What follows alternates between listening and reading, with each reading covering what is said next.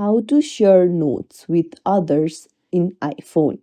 Hey everyone, welcome back to the channel. If you are new here, don't forget to hit the subscribe button and turn on the notification bell to not miss any updates.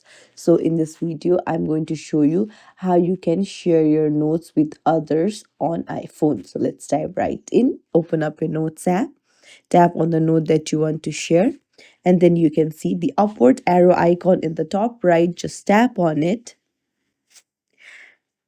Here you will see a list of people that you frequently text to. You can either choose them or you can see other options like airdrop, message, mail, messenger, Snapchat, Gmail, Viber, and many other apps that you can share the note to.